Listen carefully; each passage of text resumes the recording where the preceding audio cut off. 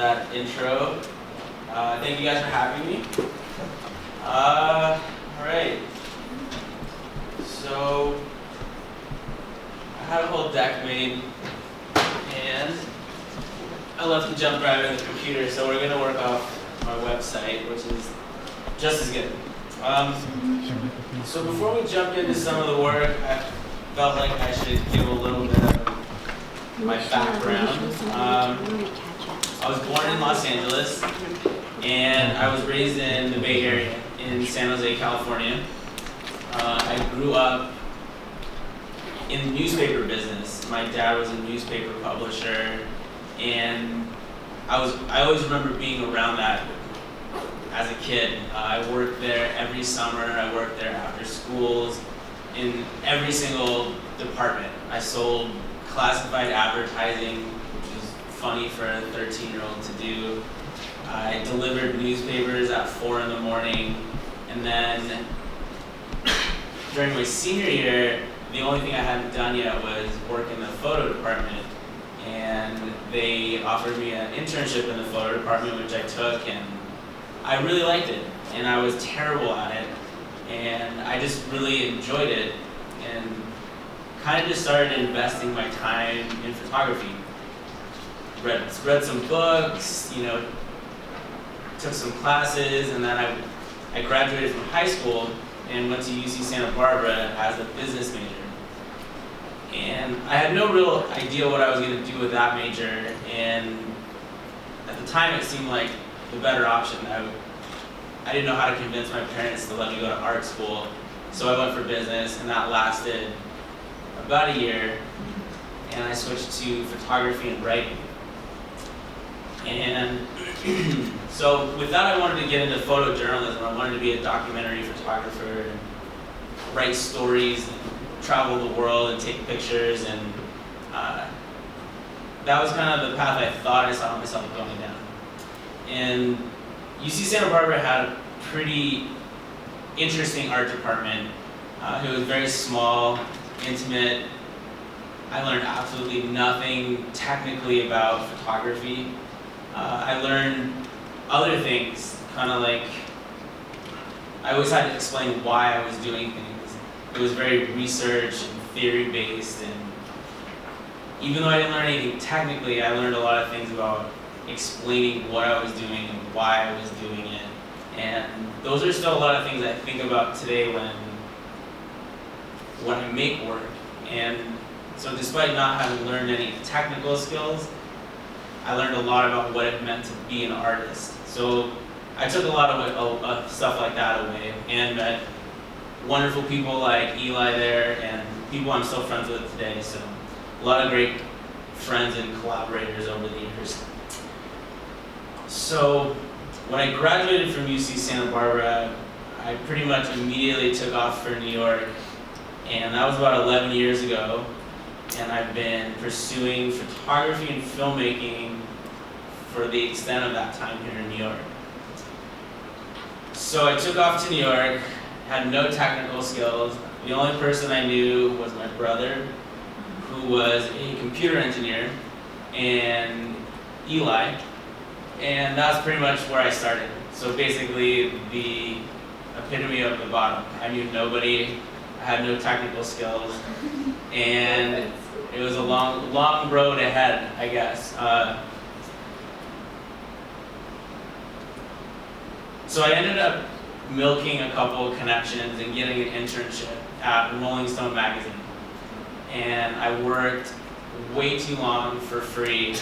I worked too many days during the week. I think it's actually illegal now how much I worked. I sent a lot of phone calls. I sent a lot of emails, made a lot of phone calls to photographers I admired, trying to get them to bring me on set and teach me things, and that was a very funny way of not getting work. The one thing you don't want to do is ask people to teach you. You want to say, hey, I'm really good at carrying heavy boxes and sweeping floors. And so I kind of learned the hard way, but I was really young, I was really eager, I was really excited, and I was I was in a place where I could work crazy hours, and I had no expenses at the time other than my rent. So I was willing to do anything. And it slowly started to lead to some internships, like I said, at the magazine. Some really fantastic photographers let me come on set with them and just learn and help. And so my first couple years in New York, that's kind of what I did. And I would take classes, I would watch tutorials, I would do anything I needed to do to kind of catch up on the technical skill set that I kind of didn't have. And it wasn't easy, it was hard. It was a lot of late nights working at a bar to pay bills, and then getting up early and being on set at 6 in the morning. And but I was really eager, and I was excited to just be kind of learning this entire field that I knew nothing about, but was super excited about. So those were the first few years. As I became a regular assistant to some of these like bigger photographers who were shooting a lot of advertising and covers of magazines, I was learning lighting skills and the business side of things and how to deal with clients, and I learned a lot about what I wanted to emulate. Some of the guys I worked for, I learned what I absolutely never wanted to be as well. So it was always something to take away from these experiences. So the entire time I was doing that, I was also taking my own pictures. I was finding ways to come up with shoots, whether, when I was in school, we all took photos of each other, it was portraits of your friends or stories you helped each other with. And then when I moved to New York, I tried to veer away from that, and I started reaching out to musicians and actors and actresses, really anybody that had a personality, had an interesting look, that would give me the time, and we would go and make photos. And it's still something I do to this day, and I'll talk a little bit more about it a little later on. But yeah, I just put myself out there and started shooting more and more and building a portfolio, and that was kind of my life for 4 or 5 years here in New York. And it was a lot of top ramen and peanut butter and jelly sandwiches and saving money so that when I did go off on my own, I'd be able to survive without this like regular income from working for others and working at a bar. So I invested time and money into my own shoots and a new camera when I needed it. So those things were really important to me, and that's kind of how I got my portfolio into a place where I felt like I could walk into a magazine and say, this is what I do, and be confident enough in the work inside of it to get hired. And sometimes it worked, sometimes it didn't. There are still times I go to meetings and people flip through and say, this looks great, and then I never hear from them. And there are other times when the next day the phone rings like, hey, we have this opportunity. It was great to meet you. Let's collaborate. So I guess the point is some things change, some things don't, but it's been a really great, slow grind to making a career out of this picture-taking business. So I think I'll click through some work now before I jump into the next little topic, and I'll tell you guys a little bit about some of these shoots. I'm going to start with some older stuff because I think it makes more sense to work forward into the newer work. This is the dude, Jeff Bridges. This was shot for a magazine called American Songwriter. Eli actually retouched this picture for me. He did a wonderful job.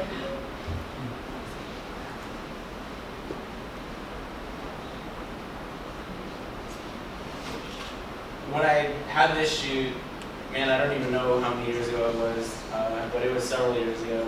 I actually had a torn ACL, and I was gimping around this dive bar in the East Village, and he was so cool and walked very slowly around with me. And one of the more collaborative, cool people I've ever been lucky enough to photograph. This is a man named Michael Cherno. He's the guy who started the meatball shop. This is Rick Rouse. I've never seen anyone smoke as much weed as this man. He basically chain smoked our entire shoot, which was fascinating. We made some great photos. We took pictures for about 2 hours in Miami, and he was so stoned at the end of the shoot, I pretty much called it a wash because he couldn't even understand what I was saying anymore. I don't know if he was ready to wrap up the shoot or not, but it was a wash at that point. But that was really fun for me. This is a restaurateur named Brian Mazza. This guy, a favorite shoot of mine, his name's Lyle Tuttle. He's in his late 80s. This was shot in very far northern California. He's a kind of a tattoo legend. He helped push along electric tattooing back in the 60s and 70s, and he's pretty much tattooed every famous musician that ever went through San Francisco, Haight Ashbury time. So that was a very cool one. As you can see, like, he was about as fascinating as they get.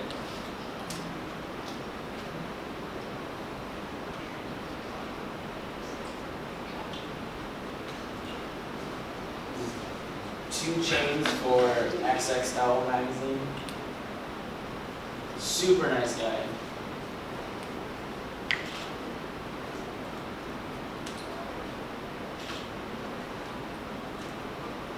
This is an author named Paul Auster, which was shot for Rolling Stone.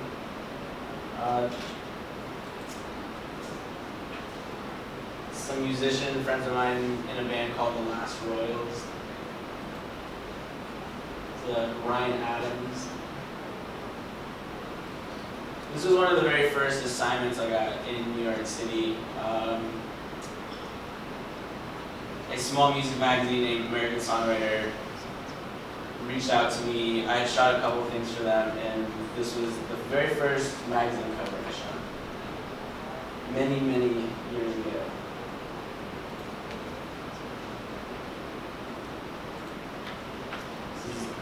J. Cole for Respect magazine.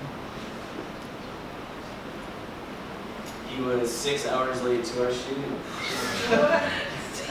If you think photographing rappers is cool, you must be the most patient person in the world. They like to be wait.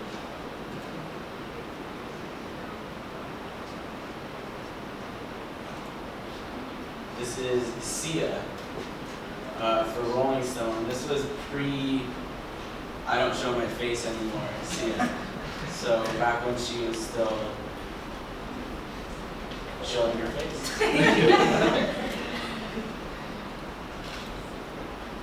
Sia. A couple more Jeff Bridges.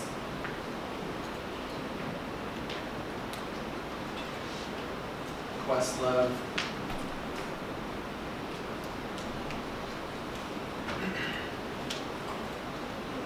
Will C's for XXL magazine.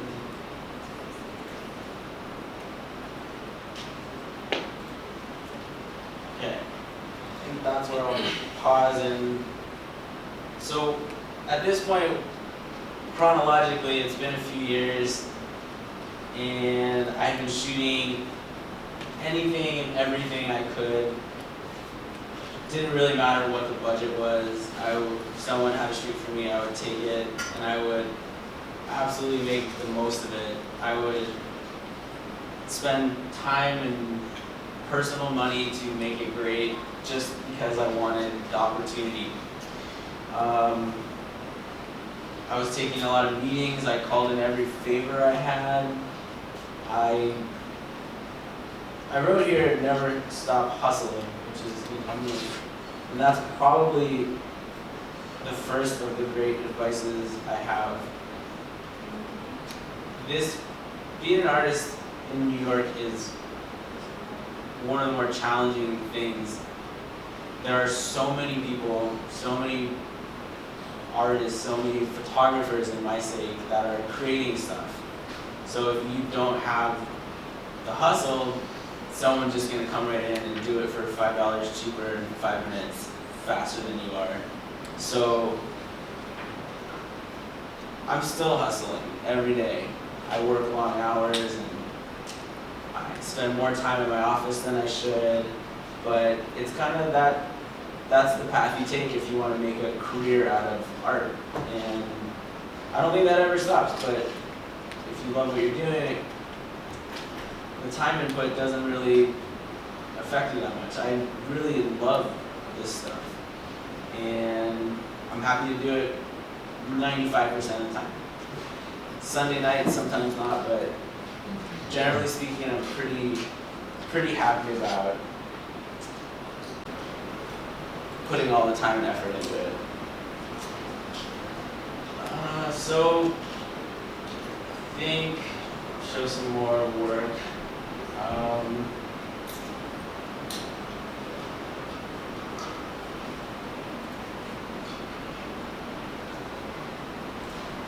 This was believe it or not, a writer who just really liked to box, named Ryan Blair. He's a shoe designer, Alejandro Guillermo. Drawing a huge blank on these two guys' names right now, but they were very nice.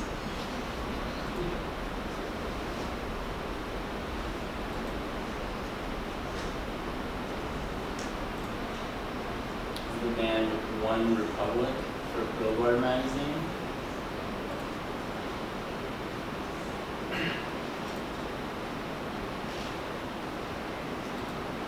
Some work for Sperry Topsiders.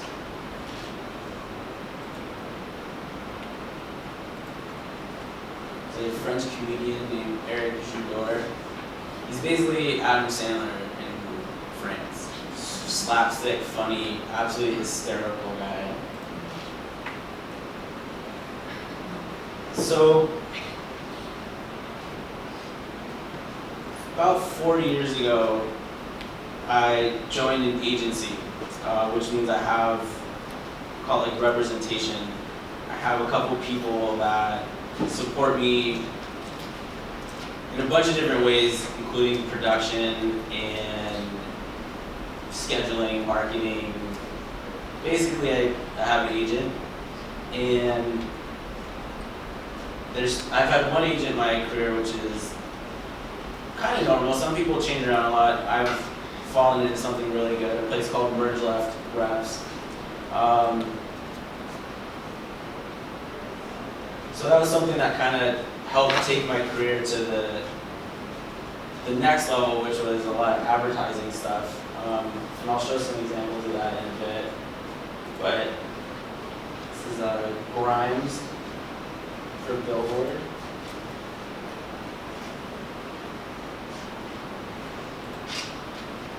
Some stuff for Rolling Stone. The shoe designer Daughtry for Kellogg's, believe it or not.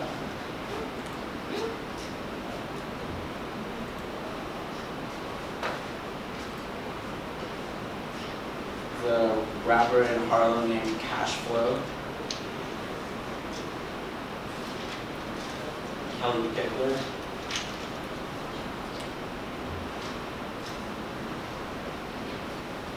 There's an author named Robert Stone.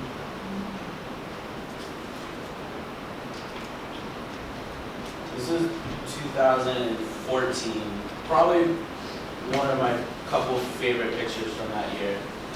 He passed away last year, which was weirdly sad for me. Just there aren't a lot of people I photographed in my career that passed away. It was a weird thing to be invited into someone's home and then to hear that. And then every time I look at that intimate picture, it's kind of surreal how much people kind of let you into their life for a couple hours. So, there's a band called Lake Street Dive for Rolling Stone magazine. The magazine demanded that we shoot outside in February. It was 0 degrees outside, and the only way the band agreed to it was if we stopped by a vintage store and they could buy ski jumpsuits. So that was all their idea. But we shot outside all day. It's the lead singer in the same band.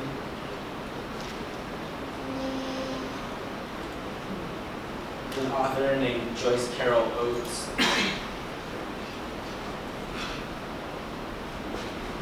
The Future. This was one of the harder shoots I've ever done. This is for Rolling Stone. He was in a terrible mood, and we were supposed to shoot. I have a studio space in Greenpoint, and we were supposed to shoot the entire shoot in the studio. And he showed up, and he was really upset because he thought the shoot was outside, and the clothes he was wearing weren't inside clothes. And you can't make this stuff up. So he threw a hissy fit and went inside his car until we found a location to do the shoot outside.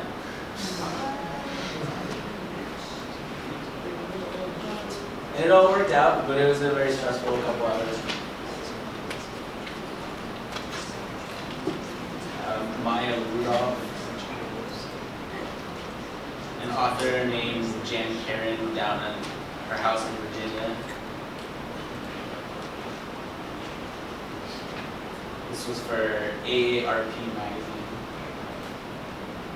This is Ed Sheeran for Rolling Stone. That's another one.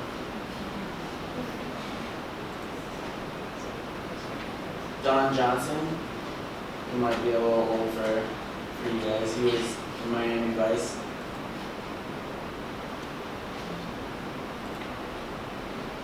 This is a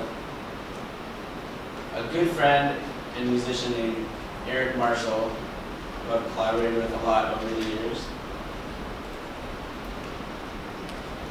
So James Franco, Leighton Meester, and Chris O'Dowd they were in Of Mice and Men on Broadway, so I shot some publicity stuff with them.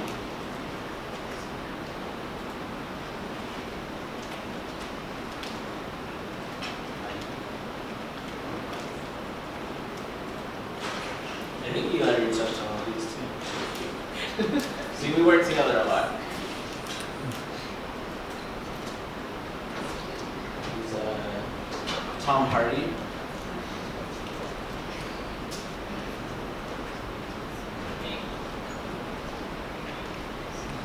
Zoe Deschanel. These last two are for USA Today Weekend magazine.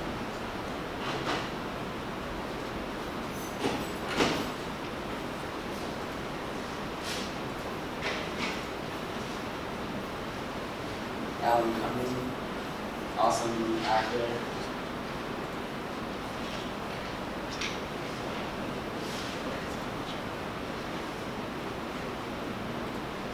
Michael Perklotz from a cigar company called Nat Sherman.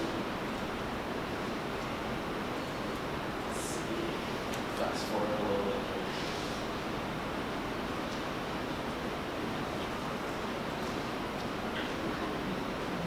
Jon Stewart before he retired.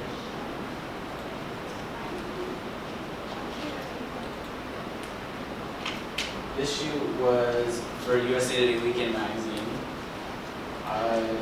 We had 10 minutes to do about 3 setups. That's kind of common for the celebrity stuff.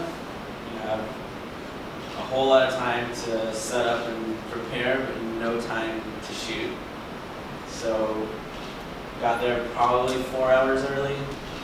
Had everything set up, so as soon as you walked in the door, we could go from one setup to the next. As efficient as possible, because 1 minute is 10% of the shoot in this case, so it was quick. But he was very nice and very funny. He's a designer named Cynthia Rowley for Ink magazine. This was a really cool one for me. This is Richard Serra. I hope all you art students know who that is. It was very cool to meet someone I studied thoroughly at UC St. Barbara, and whose work I've seen in many different museums and sculpture gardens.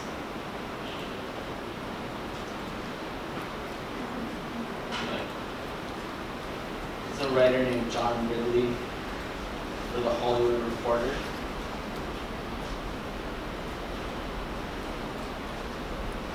These are Pardon the Interruption guys for ESPN magazine. This was another shoot where I think I had 7 minutes with them to do 2 setups.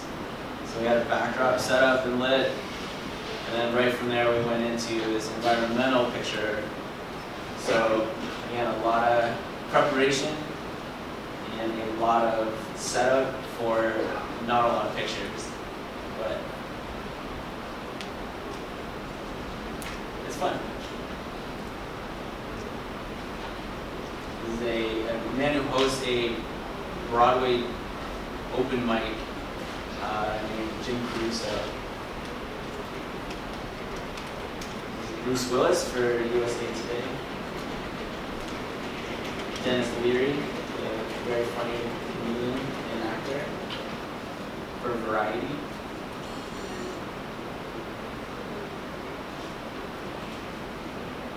A musician friend of mine named Shaisley. This is Marcelo Gomez. He's the principal male dancer for the American Ballet Theater. Pretty mind-boggling kind of body control together. Very cool. There's a musician named Brayton Bowman. Another musician named Aaron Mateos.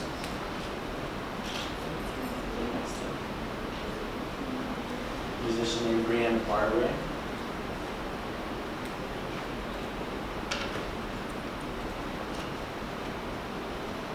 This was shot in Chicago. It's a young musician named Aaron Allen Kane. So you can see I like taking photos of musicians. Interestingly, when I was just starting to get work, I got hired to photograph a lot of musicians.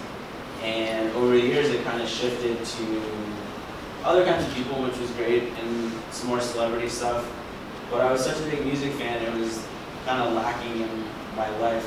I actually started seeking out younger musicians to photograph, just calls and emails. Well, not really calls anymore, but emails. Just like, hey, I'm a portrait photographer. If you ever need some new photographs, let's collaborate and do something fun. And you'd be surprised how many people are open to it. Musicians, actors, actresses, like I said before. It can literally be that easy finding subjects, and it's still something I do to this very day.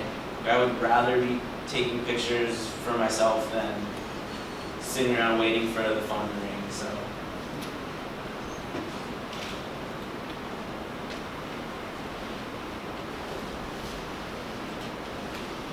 one more of future. This was a cool shoot. This was down in New Orleans. This was a musical group called the 79ers Game. And they are what are known as the Mardi Gras Indian Chiefs. And they spend 8 to 10 months hand making these outfits. And the one on the left is from the 7th Ward, the one on the right is from the 5th Ward. No, sorry, 9th Ward, 7th and 9th. And it was rooted in a lot of gang warfare. And decades ago, they kind of all called it a truce, and these guys came together and started making music instead of fighting. And the outfits are absolutely incredible. Very cool people, and that was a very fun shoot for me.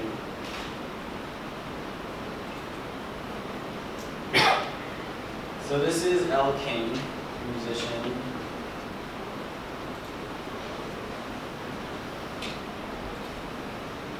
This was her album cover that we shot just about a little more than a year ago.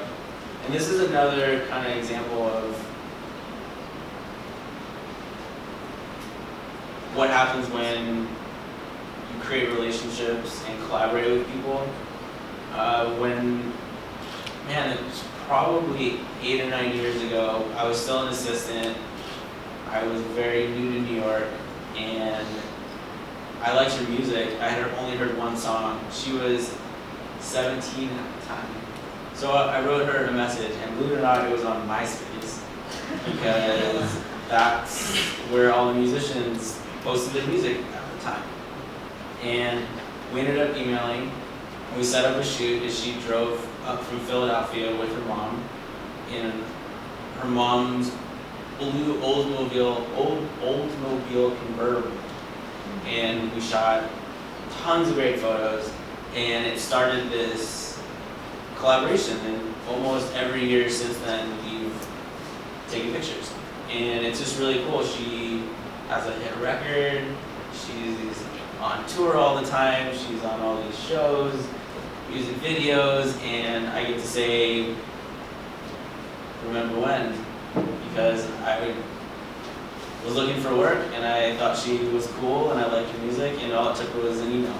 So, a good life lesson.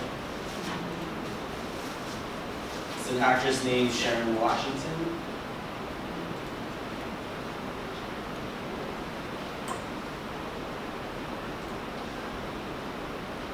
And a fashion blogger named Stephen Mendoza.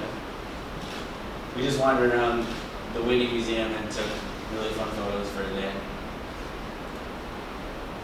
There's a musician named Bayonne.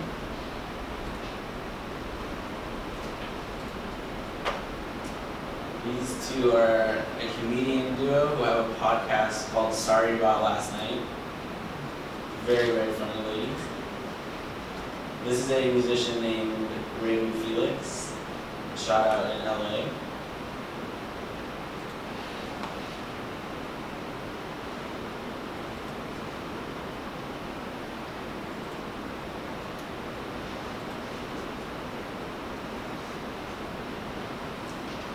Musician named Eric Marshall.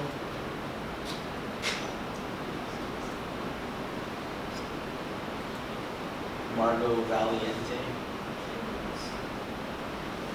I saw her play at a local bar, literally maybe a block from my apartment, and asked if I could take her photos. And it took a while, but we ended up connecting.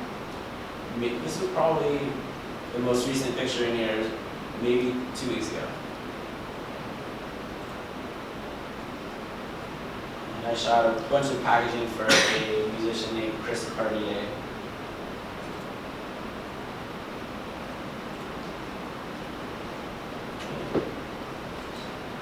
So I think that catches us up to the new work.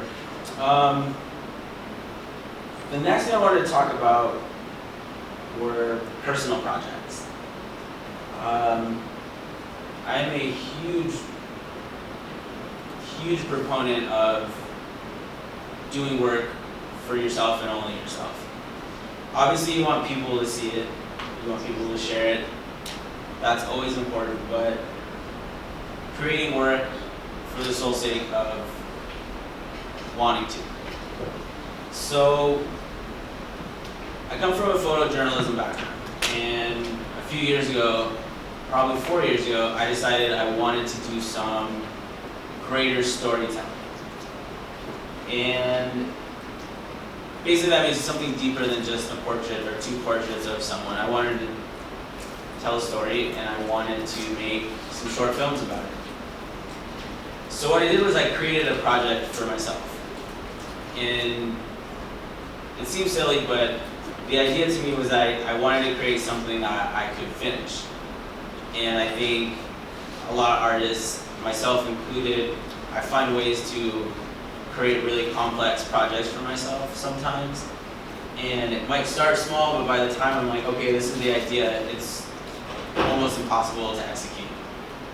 So I tried to keep this one really simple. I wanted to do 3 shoots, so 3 people, basically 3 little documentaries about them, photos and videos. I wanted 10 pictures and a 2-minute video for each one. It's like, okay, that's doable. I can finish this and put it out in the world. And it got a really good response. It was called Made in Brooklyn, and the first one was the violin maker here. The second one was watchmaker. And then the third one was a jewelry maker. From there, I kind of took a step back and said, okay, these are cool, they're pretty, people enjoy them, but where do I want to go from here? Because I kind of created a formula for it that was working, but it almost wasn't enough. There needed to be a next step, like a next stage in it. So I had been reading about this old shoe repair shop in Bensonhurst. It used to be a shoe making shop, and no one really makes shoes anymore. But I went down there and I met the guys, and it was a father and son. The man happened to be 94 years old, give or take a year. And I just started going down there when I could and hanging out and filming and taking pictures. And this one just was a lot more in-depth. There was a really more complete story. It had nothing to do with the actual making of things. Everything is very cool looking in there, but I'll play the video in a second. The video is really not about shoemaking at all. So that was a step towards a different kind of documentary work that I started to get into. So I'm going to play the video, and then we'll talk a little bit more about personal work.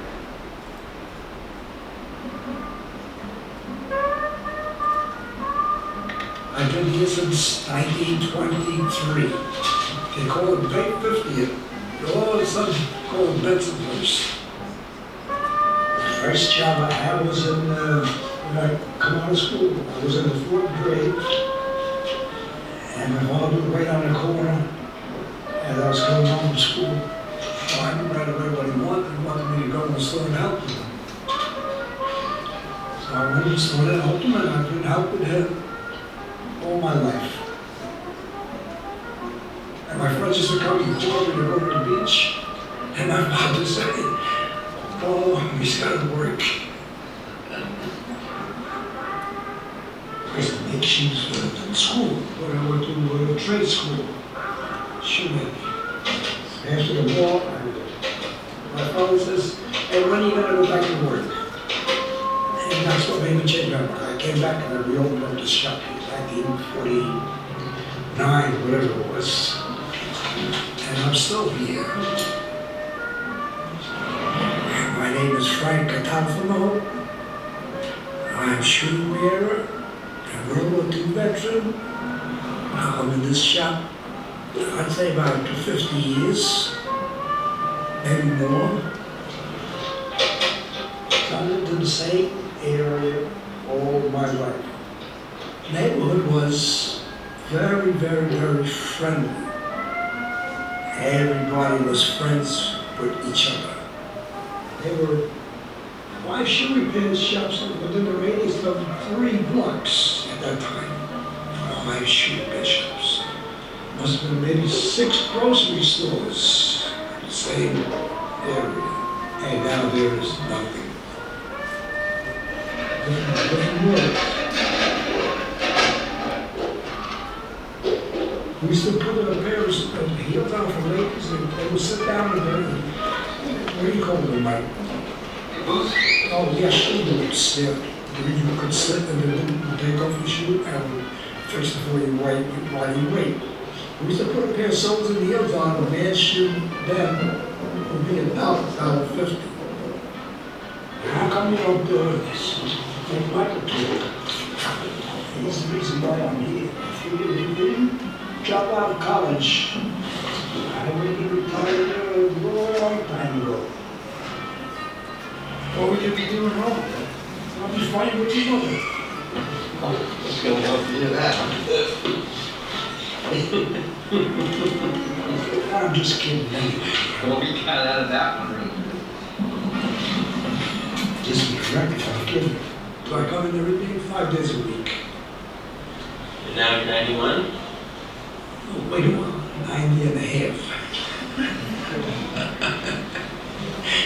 But what do I don't do like I used to do. I work, but I'm not a retiree person. I keep on going. You gotta keep moving in life. So I think better days are gonna come. That's all I can say. That's the end of my story.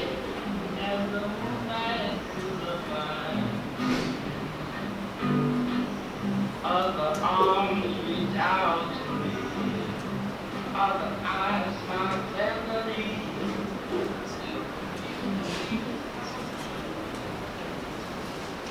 Okay, so that's Frank's story. So really nothing to do about shoemaking, just a little vignette on a person, a cool story. So why is personal work important? This was the kind of work that I had wanted to do.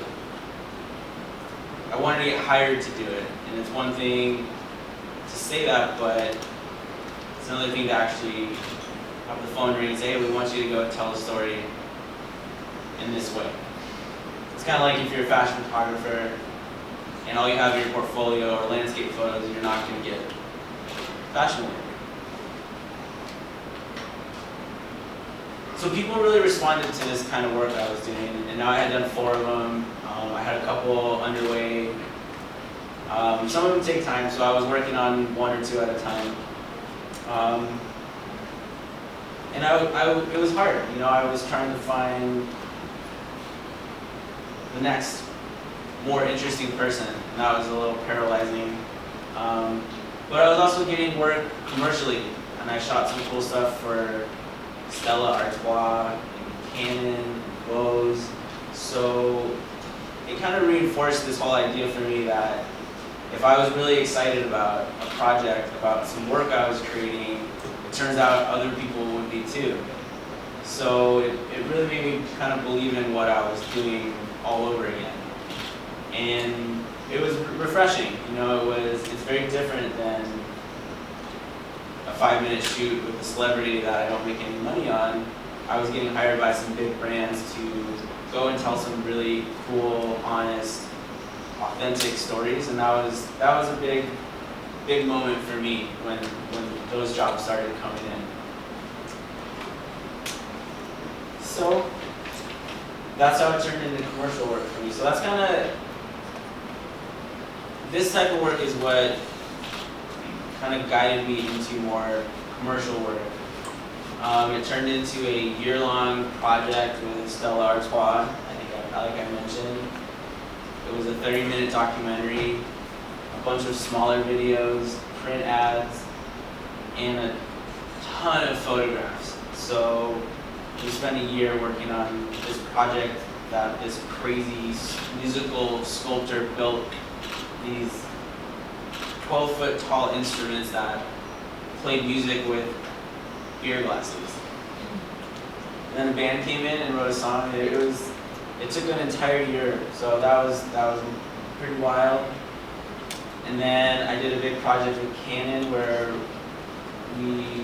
I directed 2 30-second TV commercials.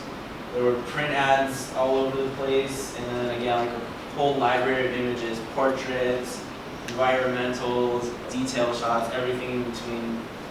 So when you look at the actual pictures and the videos, they're the same. You know, the same qualities are there.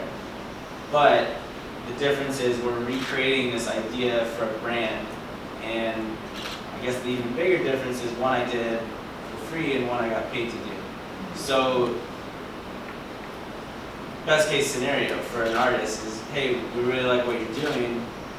We'd like you to do that for our brand the exact same way you've been doing it for yourself. So that was pretty cool.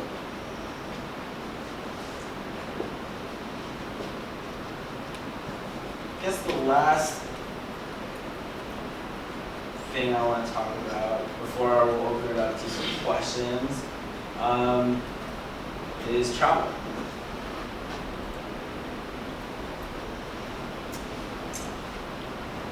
One of my favorite things in the entire world is getting out of New York and seeing somewhere I've never seen before. There are only a couple ones on here, probably the ones that are most special to me. It is very different kind of picture taking than I normally do. It's usually just me and a small camera, and if I'm lucky enough, my girlfriend will throw an extra battery and a lens in her purse. But other than that, it's very stripped down, and it is a very amazing reminder of how simple things can be. You don't need a lot of fancy equipment, a fancy camera. You know, this is like how it used to be. You just walk around and make nice pictures, shoot it with your phone, with a little camera, it doesn't matter. You know, if pictures are there, they'll be good whether you have a, $10,000 camera or the phone in your pocket. So we went to Cuba this past summer. So these are just some of the images from that trip. We met a lot of artists, took some fun portraits of them in their studios. Believe it or not, artists in Cuba are revered, and they actually make more money than doctors. The artists are allowed to make profits on their work, whereas everybody else is on a government salary, which is about $30 to $40 US a month, where artists can sell their work for thousands of dollars. So when you compare that, and they're the only ones with internet in their houses. So you can find a way to go to Cuba. Artists is paradise. This is a valley there called Vinales, where a lot of tobacco is grown.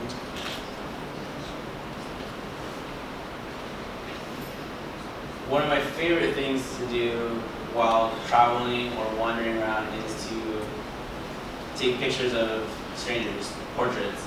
And it's also one of the hardest things for me to do because for some reason having a camera and trying to engage someone is very difficult for me. But it's become a challenge for myself. Like, if I don't have a camera, I can pretty much walk up to anybody and talk to them. But the camera, for some reason, in a setting like that, has always been difficult for me. And I've always regretted seeing people on the street and not having a portrait or not asking. So I made an effort the last few years to really do that, and you'd be surprised that people actually are very open to it. And I always try to say it in whatever language is appropriate for the country, and so that's usually a little disarming, and people laugh at me, and then they say, okay.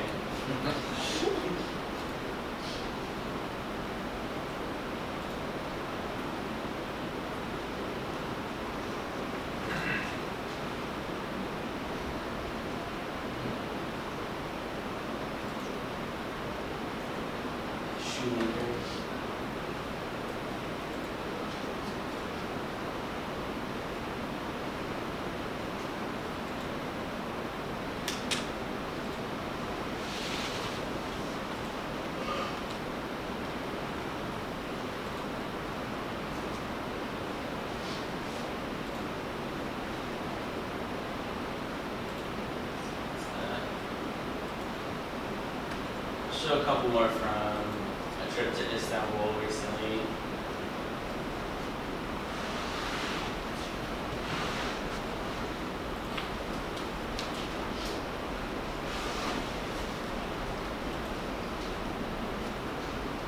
I never got this guy's name. I captioned it "Grumpy Neighbor" because he was very surly and even did not find my Turkish man take your photo translation funny.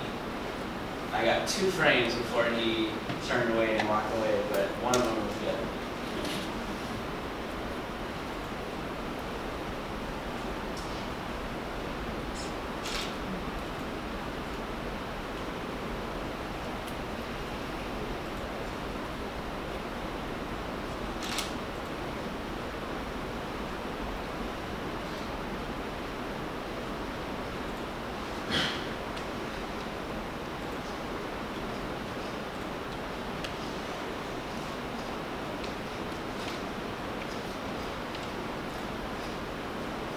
Beautiful. It's always good to get a selfie next to the box.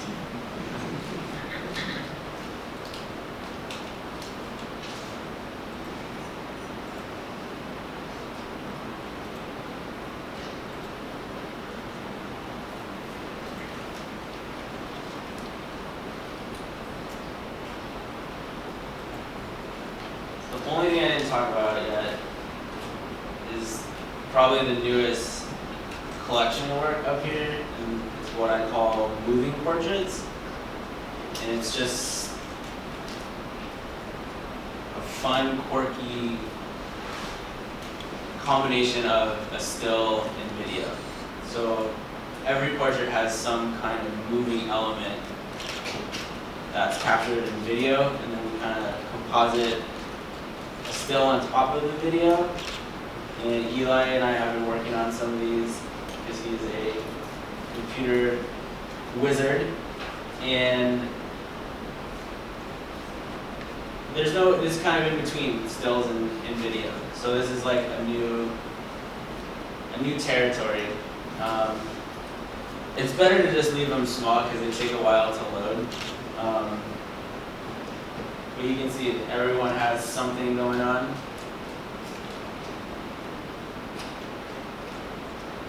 So that's the work.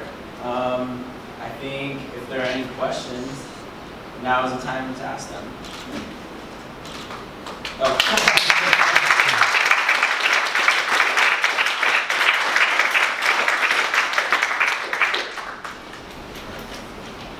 So what program do you use to video edit? To video edit. It used to be Final Cut, but everyone uses Premiere now. So Adobe Premiere. I'm not a video editor. I can cut and paste clips together, but I work with some editors on my projects. If you have the opportunity to learn it, you absolutely should. There are so many ways it crosses over into other genres of work now that I wish I knew it better. So. And how long does it normally take you to make videos like The Shoemaker? The Shoemaker was 5 shooting days. So I went down there 5 times. For many, many hours at a time. And then there's the post-production on it. So that,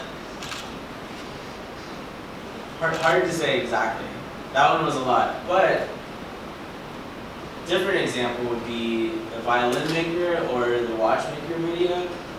Those were done in a day. Okay. In one day. That was how I started this project and how I made it, like I said, like executable, something I could finish.